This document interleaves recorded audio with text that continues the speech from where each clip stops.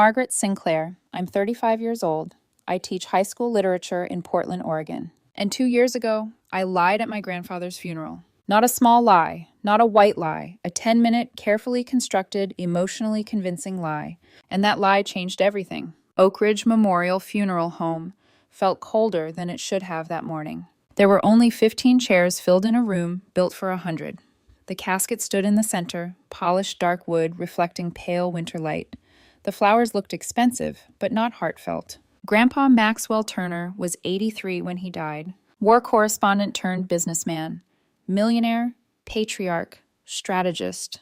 In our family, we called him something else. The harsh one. The man who turned affection into currency and love into leverage. When I was 10 on my birthday, he gave me a dictionary, not a normal one. He had highlighted my grammar mistakes on the first page. "You should read this," he'd said coolly in front of my friends.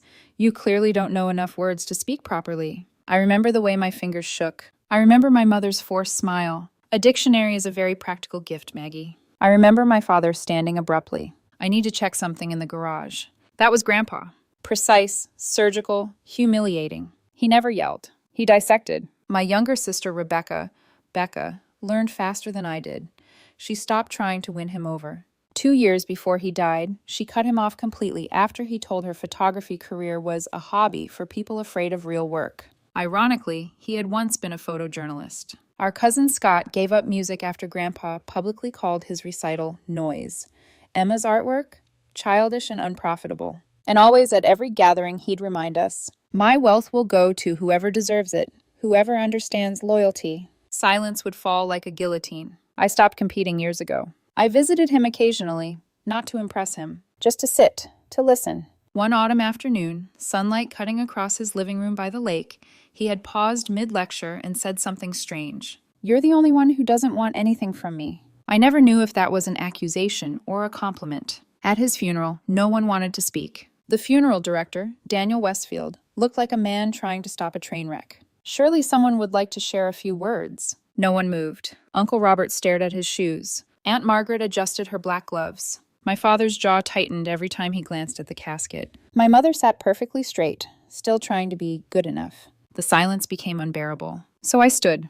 "I'll do it." Every head turned. Becca stood at the back near the exit. She hadn't told anyone she was coming. Her eyes locked on mine. I walked to the podium with absolutely no plan. I couldn't tell the truth. I couldn't say, "He hurt us. He manipulated us. He divided us." But I also couldn't stand there and say nothing. So I lied. "My grandfather," I began, my voice warmer than I felt, "was a man who taught me that love doesn't always look the way we expect." Emma's eyebrows shot up. "Love? From Maxwell Turner?" I continued. I told them he had guided me in his library, that he had shared stories about courage, that he had seen potential in all of us, that his strictness was belief in disguise. Every sentence was fiction. But something strange happened. People nodded. They wanted it to be true. I caught Becca's expression. Shock first, then something softer. When I finished, the room applauded. Applauded. For Maxwell Turner. When I sat down, guilt and relief twisted together inside me. At the cemetery, rain began falling lightly. As people drifted toward their cars, Becca grabbed my arm. "How could you say those things?" she whispered. "After everything he did." I exhaled slowly. Sometimes lying is a form of kindness. She looked at me like I had betrayed her. Before she could respond, a tall woman with fiery red hair approached us in a tailored black suit. "Margaret Sinclair?" she asked. I nodded. "I'm Sophia Morgan, your grandfather's attorney." Her handshake was firm. Her eyes sharp. "Congratulations," she said quietly. "You just passed his final test." My stomach dropped. "Excuse me?" She smiled faintly. "We'll discuss it tomorrow at 10 a.m. The will requires full attendance." Becca stiffened. "Tomorrow? That's ridiculous." "It was Mr. Turner's instruction," Sophia replied calmly. As she walked away, my father approached. "Even dead," he muttered. "He's still controlling us." I looked down at the business card in my hand, and for the first time, I felt something worse than grief. I felt like the game wasn't over. At 9:55 a.m. the next morning, I walked into the sleek glass building downtown where Sophia Morgan's office sat above the city like it belonged to a different world. The lobby smelled like polished stone and money. My palms were damp anyway. Inside the conference room, my entire family was already there, an event so rare it felt unnatural, like seeing wild animals lined up neatly in cages. Uncle Robert and Aunt Lisa sat shoulder to shoulder, wearing expressions that screamed obligation. Their son Marcus fidgeted, knee bouncing under the table, eyes flicking to his watch, like time could save him from this. Their daughter, Jessica, didn't even look up. Her phone glowed in her hands, her thumb scrolling like she was trying to outrun the moment. Across from them sat Aunt Margaret and Uncle David, stiff-backed, solemn, and vaguely offended by the air itself. Scott and Emma sat beside them, both too quiet, faces practiced into neutrality. My parents sat nearest to me. My father, James Turner, looked like he'd slept in his suit, his jaw clenched in a rhythm I recognized, his body rehearsing disappointment before it arrived. My mother kept her hands folded perfectly, as if one wrong gesture might get her rejected one more time by a man who was already in the ground.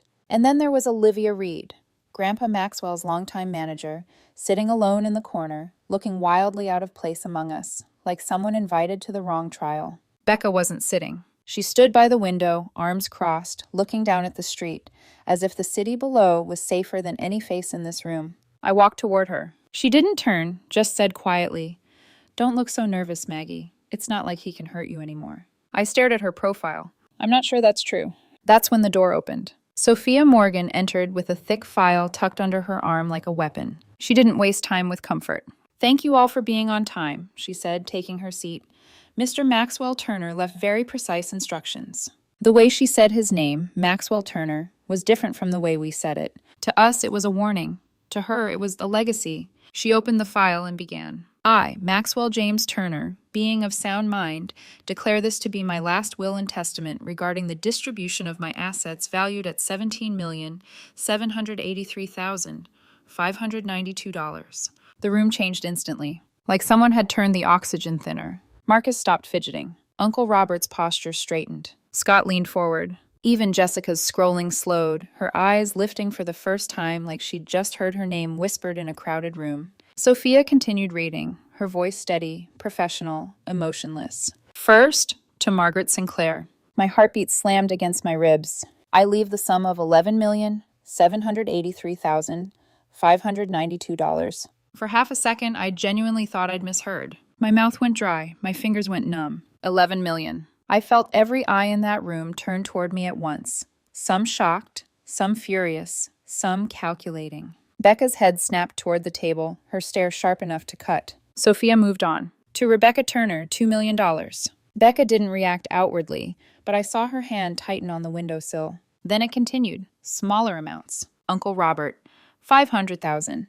Aunt Lisa, 500,000. Marcus, 200,000. Jessica, 200,000. Aunt Margaret and her family, similar. My parents, 500,000 each. Olivia Reed, 200,000. By the time Sophia finished reading the numbers, the room felt like a sealed container full of pressure. Then Sophia paused. Her eyes lifted. "However," she said carefully, "there is one condition attached to all inheritances." The air in the room froze. I could hear the hum of the building through the walls. Sophia turned a page. "All individuals named in this must attend a meeting at Mr. Turner's residence at 7 p.m. next Saturday, 1 week after the funeral. Margaret Sinclair will host this meeting. Full attendance is mandatory." Uncle Robert's chair scraped as he shot up. His face reddened like heat had risen from his chest. "What the hell is this?" he snapped. "A game? Even dead, he needs to control us?" Sophia didn't flinch. "This is Mr. Turner's wish," she said calmly, "and it is legal."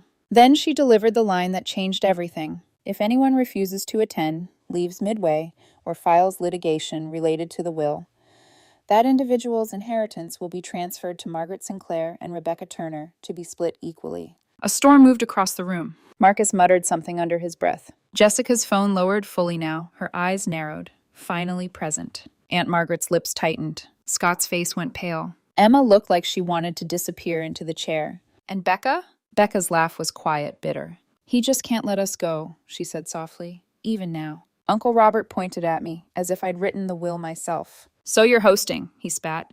"You and your big inheritance." I forced myself to meet his eyes. "I didn't ask for this." "Of course you didn't," Aunt Lisa murmured, too sweetly.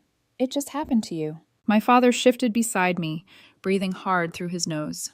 I could tell he wanted to speak, but years of being silenced by Grandpa had trained him to swallow words like poison. My throat tightened. I looked at Sophia. "What am I supposed to do at this meeting?" I asked, voice unsteady. You said I'm supposed to share documents. I don't know what documents. Sophia nodded like she'd been waiting. She opened her leather bag and pulled out a key. Then she placed it in my palm. Cold metal. Heavy. This is the key to Mr. Turner's office, Jamais, she said. In the right drawer of his desk, you will find an iPad. The password is your birthday.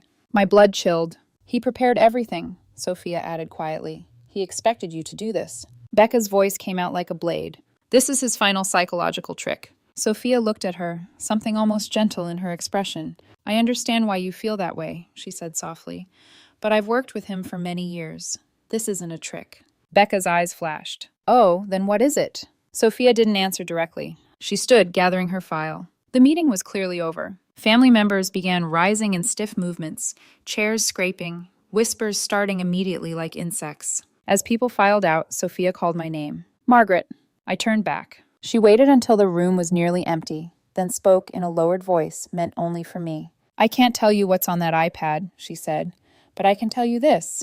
Her eyes held mine, steady, unblinking. It will change the way you see your grandfather. My stomach dropped again. And Margaret, she added, a fraction softer, be mentally prepared. In the elevator lobby, Becca stood waiting. Her arms were crossed, her face was hard, but her eyes were complicated. When I stepped beside her, she didn't look away. You're going to host it, she said, not a question. I swallowed. I don't have a choice. Becca's smile was sharp and sad at the same time. You're still doing what he wanted, she murmured, even when he's dead. The elevator doors opened. She stepped inside without waiting for me. I followed, holding that key like it was burning through my skin. When the doors closed, my reflection stared back at me in the mirrored wall, and I realized something that made my chest tighten. I wasn't holding a key. I was holding a leash. I drove straight to Grandpa Maxwell's lakeside house. The Victorian mansion stood exactly the same as it always had. Clean, formal, perfect. A place designed to look impressive from the outside and feel cold from the inside. The moment I unlocked the door and stepped in, the familiar scent hit me. Old wood, leather, paper that had lived too long. The house didn't feel like a home. It felt like a museum dedicated to control. I walked down the corridor toward the office I'd rarely been allowed to enter. My heartbeat got louder with every step. When I opened the office door, the silence inside felt heavy. The desk sat exactly where it always had. The right drawer. My hand trembled as I pulled it open. And there it was. A brand new iPad. Perfectly placed. Waiting. I entered my birthday. The screen lit up. Only one app sat on the home screen. Photos. Inside it, one folder. Named after me. Margaret. My throat tightened. I tapped it, and my breath left my body in a slow, stunned exhale. There were over 100 videos, neatly organized by date. The earliest was from 5 years ago. The latest was just days before the funeral. For 5 years. What had he been recording? I stared at the first video thumbnail. His face framed by the office bookshelf. I hesitated. Then I tapped play. The screen brightened. Grandpa Maxwell sat at the desk, staring straight into the camera. And then he spoke. Hello, Margaret. His voice was steady. If you're watching this, it means I'm dead. My entire body went cold. He paused like he could see me. Then he said the sentence that made my pulse stop. I know you'll be the only one who stood up and spoke about me, even if you lied. I froze.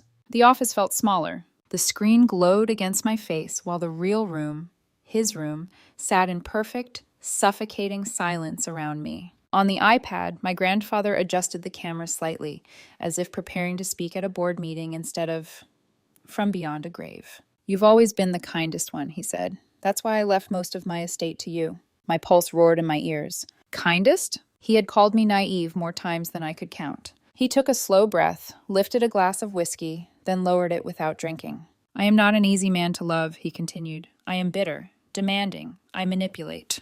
The words landed heavily. I know I've hurt many of you, including you. My throat tightened. I had never, not once in 35 years, heard him admit fault. He leaned back slightly. But I need you to understand something.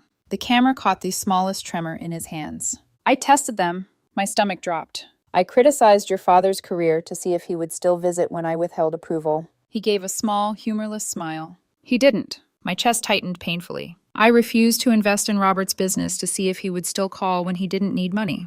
A pause. He didn't. The silence between sentences was worse than the sentences themselves. One by one, he said softly, they stopped coming unless there was something to gain. My anger flickered. You made it that way, I wanted to say. You created the conditions. Then he said my name. But you, Margaret, you never failed. My fingers dug into the arms of the chair. You came when I was unpleasant.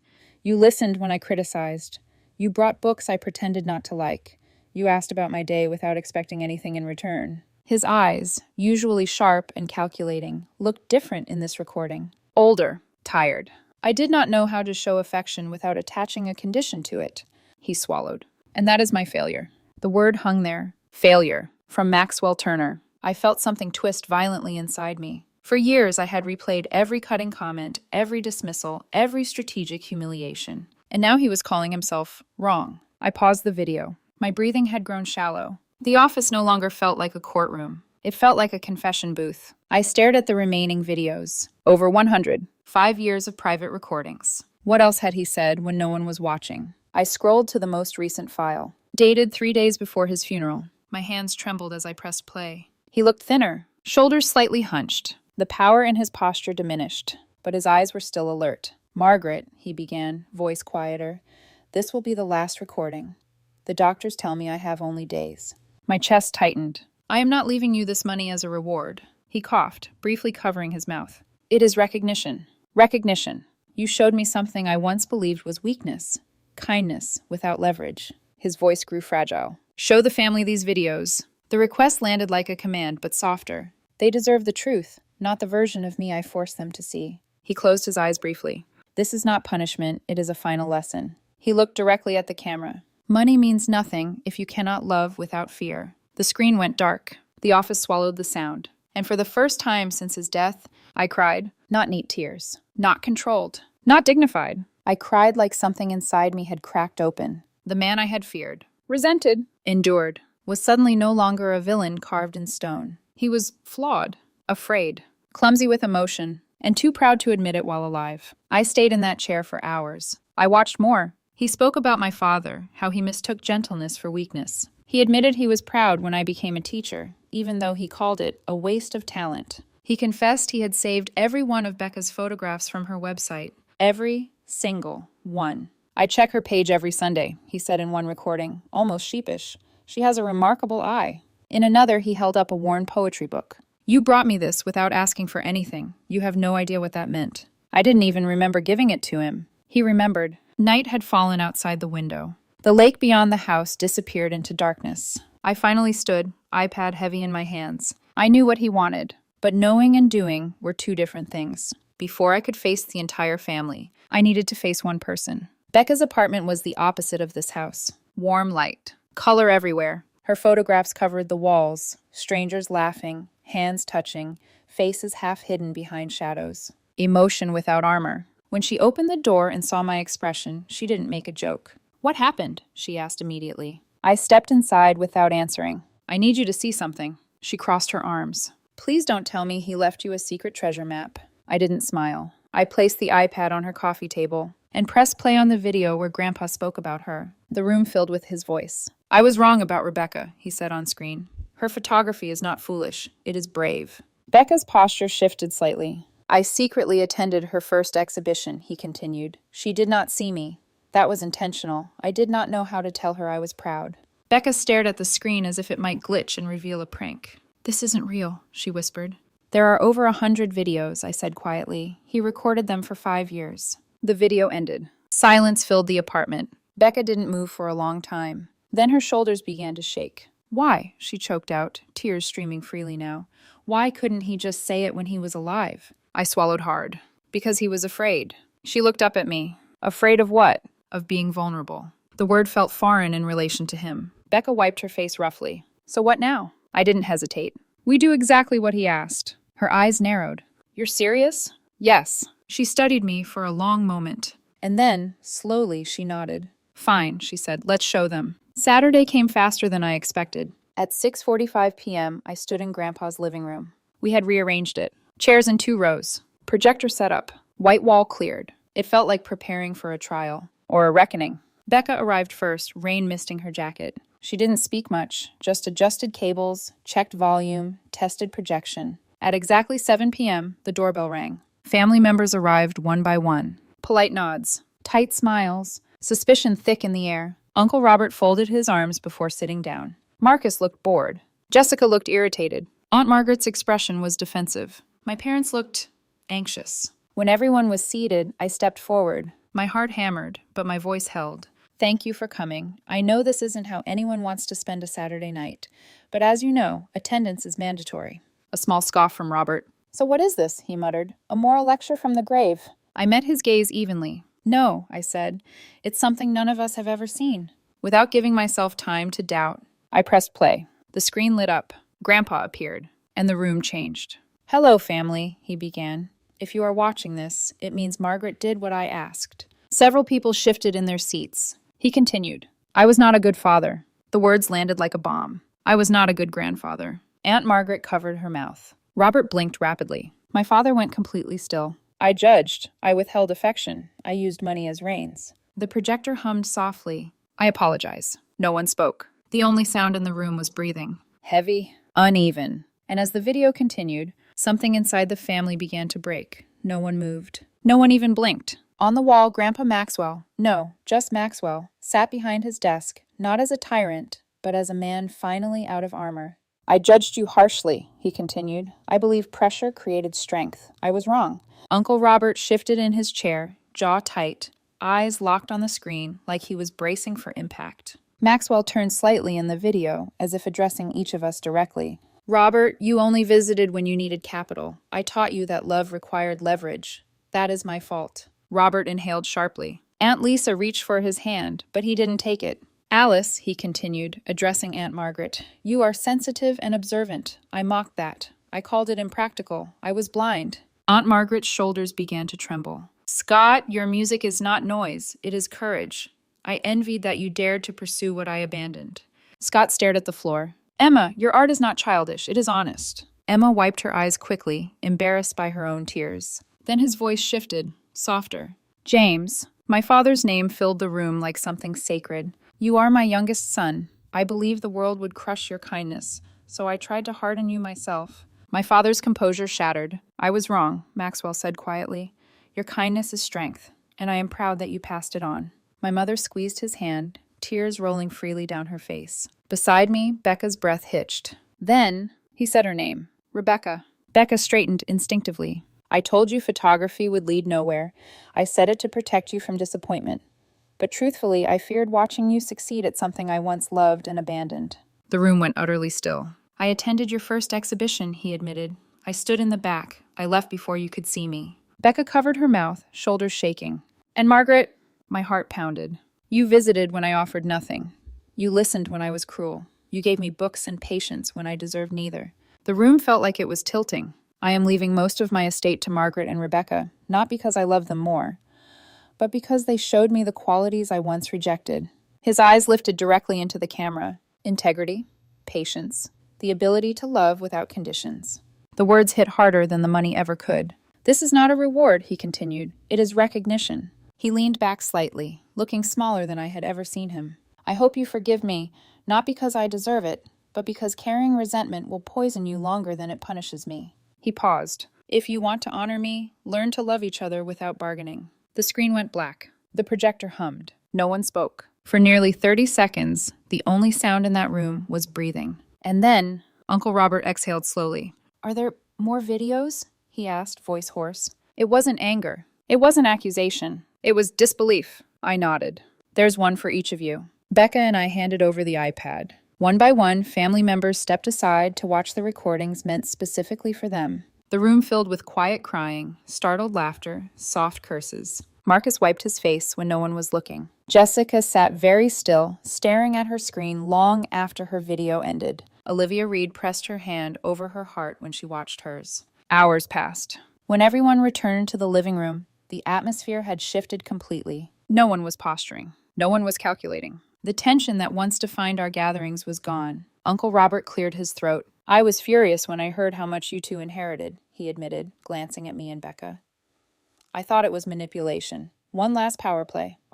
He looked down briefly. I was wrong. Aunt Margaret nodded slowly. You gave him something we didn't know how to give, she said quietly. Acceptance. My father stood. His voice trembled. He always knew you two were strong, he said, looking at us. He just didn't know how to say it. Becca let out a soft, humorless laugh. That's the tragedy, she said. He figured out how to love, when it was too late. No one argued. Marcus, who had been silent most of the night, finally spoke. We don't have to repeat it, he said carefully. We don't have to wait until someone's dead to say what matters. Scott nodded. We could start with dinners, he offered. Not holidays, just dinners.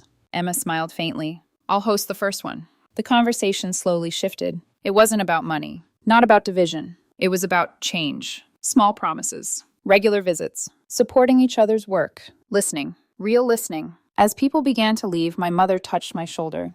You did the right thing, she whispered. My father didn't say much. He just pulled me into a tight, awkward hug, the kind he'd never been taught to give. Becca stood beside me as the last car disappeared down the driveway. The house was quiet again, but it didn't feel cold. It felt lighter. I turned off the projector. The white wall went blank. Becca nudged me gently. You know, she said softly, he really did pass the final test. I looked at her. What do you mean? She smiled faintly. He forced us to face each other. I glanced around the living room, the same room where he once ruled through intimidation. Now it had witnessed something entirely different. Truth. Release. The house that once felt like a fortress finally felt human. I exhaled slowly. For the first time in my life, I didn't feel like I was competing for approval. I felt free of it, and in that freedom, something healed. 1 year later, the Turner family gathered again. Not at a funeral. Not in a lawyer's office, but in a renovated brick building in downtown Portland. A gallery space, funded by the Maxwell Turner Foundation, created by Becca and me, using a portion of our inheritance. We didn't keep all the money. It never felt like it belonged to us alone. The opening exhibition was titled, Inside and Outside, The Masks We Wear. The walls were filled with Becca's photography. Portraits of strangers smiling while their eyes told different stories. People wearing confidence like armor. People hiding fear behind perfection. The centerpiece stood on the far wall, a massive portrait of Maxwell Turner. But not painted, not photographed traditionally. It was created from hundreds of tiny family photos, woven together into one face. From a distance you saw him. Up close you saw us. As guests moved through the gallery, soft conversations floated in the air. Scott stood near a small stage, quietly discussing music collaborations. Emma spoke animatedly about an upcoming art show. Uncle Robert and my father stood together, not arguing, but talking. Actually talking. And beside me, Ethan, my boyfriend, slipped his hand gently into mine. You okay? He asked softly. I nodded. Yeah. He studied the portrait. Strange, isn't it? He said. How complicated people are. I leaned slightly against him. He would have hated this, I said lightly. Ethan raised an eyebrow. Why? Too emotional, too exposed. I paused. But deep down, I think he would have loved it. Becca joined us, hands in her jacket pockets. Do you think he's watching? She asked quietly. I smiled faintly. If he is, he's probably critiquing the lighting. Becca laughed softly. The sound echoed warmly in the space. I looked around at my family. Still imperfect, still learning, still flawed, but no longer competing for love. We weren't magically healed. We still disagreed. We still struggled. But now, we said things, before it was too late. As the evening wound down, I stood beneath the portrait one last time. The face of a man who had loved poorly, but loved the man who had tested us, and somehow taught us, not through kindness, but through consequence. Sometimes the hardest people to love are the ones who fear love the most. And sometimes the final lesson doesn't come until after the final goodbye. If you were in my position, would you have lied at that funeral? Would you have protected the memory of someone who hurt you? Or would you have told the truth and let it burn? Maybe someone in your life is wearing a cold mask. Maybe someone is afraid to show softness. And maybe you're the one who sees through it.